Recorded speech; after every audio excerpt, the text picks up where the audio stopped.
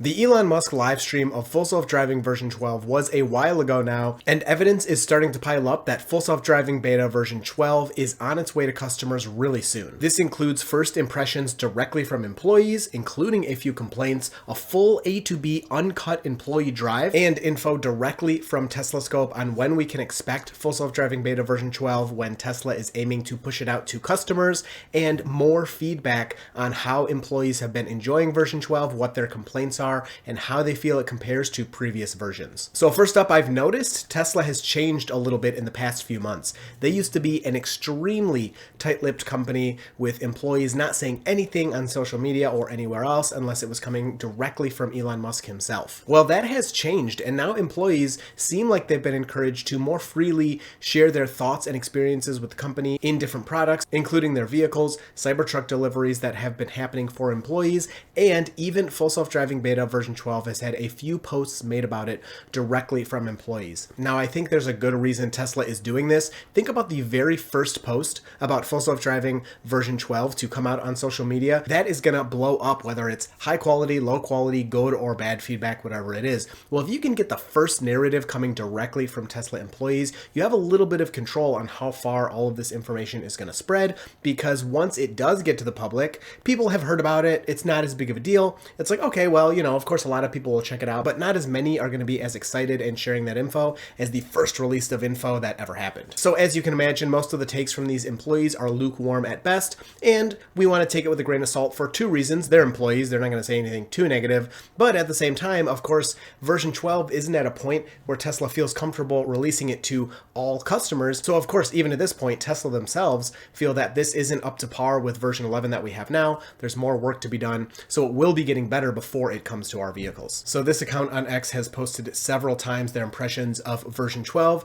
They're saying it is crazy, be patient, we will love it. The software feels more human-like than what they were used to with version 11, and most of their miles in the last month have been done on Full Self-Driving beta version 12, and if you like version 11, you're gonna like version 12 even more. I know there are some people that absolutely love version 11, some people hate it. In my experience, it's actually very good overall. I can have drives with zero disengagements or zero interventions, but of course there are the main things I complain about all the time, like lane drift, turn signals not turning on correctly, and the car getting in the wrong lane. Say you have a left turn coming up, the car will move to the right lane. It consistently does these bad things.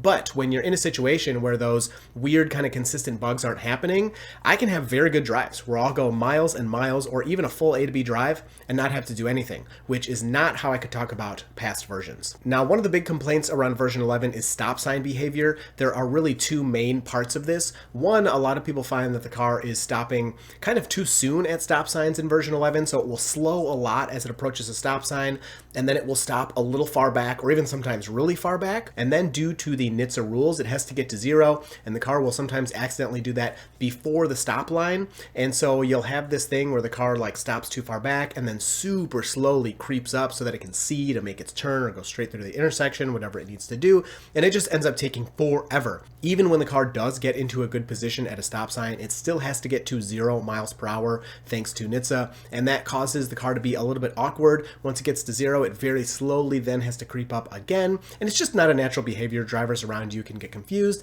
and if you're in a hurry, it can be frustrating, although I found if you drive a little faster, it doesn't really change your arrival time that much. But anyway, there was a post talking about version 12 and saying they had pretty much the same experience with version 12. Now, I haven't been able to find the post again, so I'll try and I'll put it here in the video if I can find it, but if I can't find it, maybe they deleted it or something, and it did have a slight complaint that behavior is pretty much exactly the same in version 12, and they were a bit disappointed at how slowly it was approaching stop signs and leaving stop signs, and the getting to 0, which of course is mandated by NHTSA. Tesla doesn't have an option with that right now, of course was still present, and it was just they were finding the stop sign behavior not really an improvement and still kind of awkward and annoying. All right, now this next one's pretty interesting. Again, grain of salt with all this, we're talking about rumors and leaks and stuff like that. This post was actually deleted, but it talks about one of the OG Full Self-Driving beta testers, so the original people who got it back in November of 2020, went on a Full Self-Driving beta 12.1 ride today on a loop that they regularly do with their vehicle in test videos, and they had some comparisons to that. So they went curb to curb curb zero disengagement drive and a beautiful sunny day on their test loop. And it is not normal for them to get zero disengagement drives on their test loop. If they're anything like me, if my test loop that I have ends up getting a bunch of zero disengagement drives, I change it because that doesn't help you test anything if the car can do it every time. Now that's good news, and for me, even on version 11, I do often get zero disengagement drives, but it's good to hear that this was the same experience for this person. They said this drive with version 12 was being very conservative with the speed, and when there was no other traffic around, there was a speed bump that it braked for just a little late, although it did brake in time and have an appropriate speed for the speed bump. There's a lot of complaints around version 11 right now that it doesn't respond to speed bumps in the slightest. I do have it slow for speed bumps for me. It sometimes works really well, sometimes it doesn't slow enough, and sometimes it ignores them. But for the most part, I find 60 to 70% of the speed bumps I experience are picked up by the vehicle, and it does slow for them. The turn signals were natural, which is a huge improvement over version 11. Slowing to a stop was human-like, which is good, but the weather was nice, and again, for me, when I have nice weather, the car seems to do pretty well. At the end of the drive, it did perfectly pull up to the curb at their house and stop for them there, which is a new ability we saw in Elon Musk's live stream. The car has the ability now in version 12, when it gets to a destination, to kind of pull off the road and pull up to a curb and stop there, which is great because currently with version 11, the vehicle gets to the pin on the map and it just stops there. So whether that pin is in the road or it's somewhere in a parking lot, it'll just get there and then stop. And of course the human has to take over at that point. All right, next up, let's talk about this video that an employee posted of a full drive on version 12. Now keep in mind, this was several weeks ago, and version 12, again, we'll get a new version on our cars, but it has actually already been updated for employees, I think 2 times since this video came out. But it still does give us some answers as to the things we can expect to be the same or different when we get version 12 on our vehicles. So the first thing I noticed with this drive is we don't see the system turn on, so we don't know exactly where they started from, although other accounts have said you can start it from the curb, which I have done also on version 11.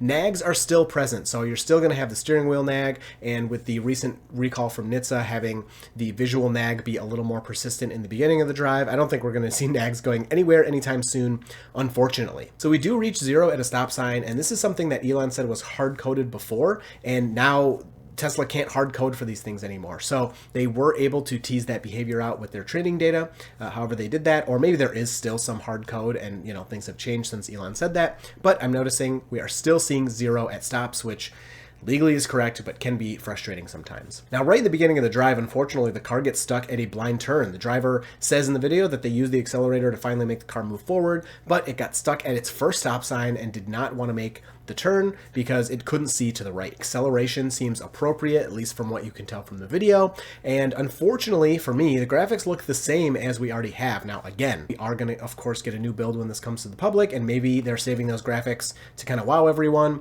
but at the same time, I wouldn't be surprised if that all kind of stays the same and all we get is a big change in behavior. A turn signal seemed to come on decently early. The car started decelerating before the turn signal, but there was a truck ahead, so it may have caused the car to slow down before the turn signal was needed. That is something in version 11 I find very annoying. The car will slow down dramatically to get ready to make a turn before it ever turns the turn signal on, and it drives me nuts. So hopefully this can be improved in version 12. The move into the right turn lane was smooth, and the car was not confused by the bike lane, which used to be a problem in the past. I've experienced this myself, even in the past few months, where a bike lane can kind of trip the car up. Cones seem to be missing from the visualization, so that's interesting. We've had cones for many years now. I don't see them. I replayed this a bunch of times. I just don't see the cones popping up.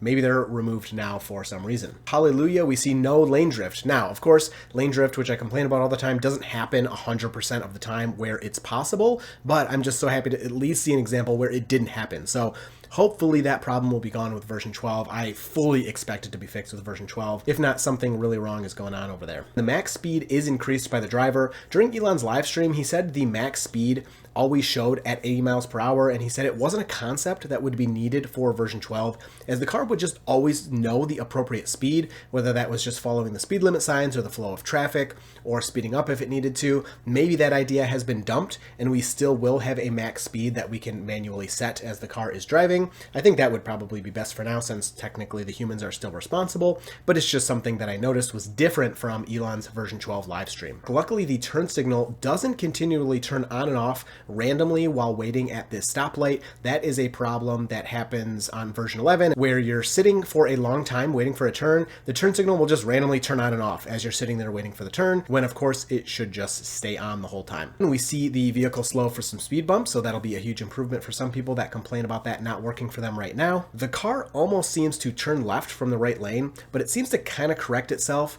but still it should have been in the left lane earlier than this to get ready for that turn before it came up. Now let's talk about some of this info that Teslascope has for us on version 12.1. And if you're not familiar with their X account, they are extremely accurate in the information that they give. They are also very careful to get permission to give this information. So things are very close to actually happening, and the timelines are kind of set in stone. Of course, things can always change, but as of the time of this information coming out, this is what Tesla seems to be expecting to happen. So the good news is Full Self-Driving Beta did expand to most employees. There are many employees now that are running version 12.1.1. And on top of that, there is some internal testing of actually Smart Summon AS on company-owned vehicles based on version 12's end-to-end architecture. So that's the update to Smart Summon that Elon has talked about for years at this point, where the car will be far more capable of leaving its parking spot and finding you wherever you are in a parking lot, or picking you up at the door of the grocery store or restaurant or whatever. So version 12 has been expanding to employees, and it's interesting to note that according to the data that's being tracked, it seems to be expanding to employees faster than version 11 was.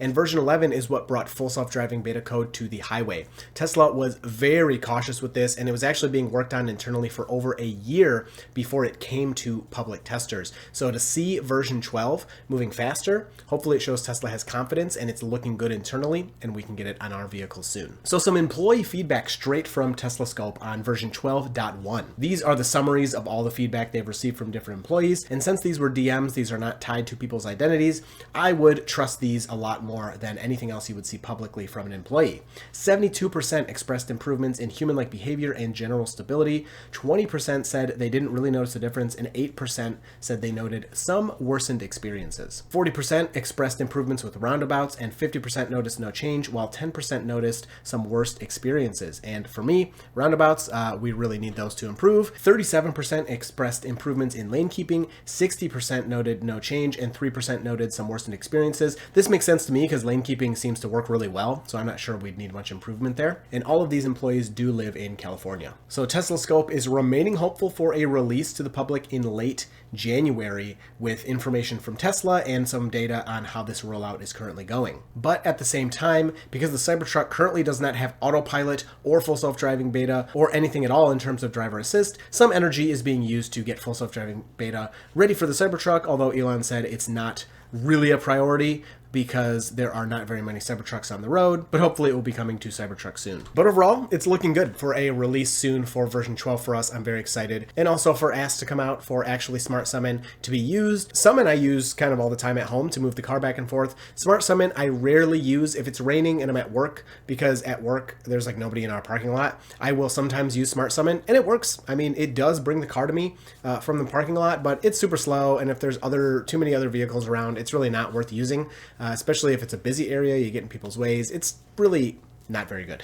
Anyone that's used it will tell you it's kind of cool that the car can move around on its own, but it doesn't do that good of a job. And one more thing I wanted to talk about in terms of version 12 is kind of what's the point? We've been doing this Full Self-Driving Beta talk and testing for many years now.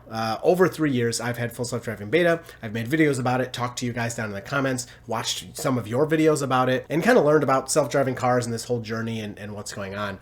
And the point from Tesla's perspective, and more specifically probably Elon Musk's, is to make a robo-taxi. And is version 12 the robo-taxi update?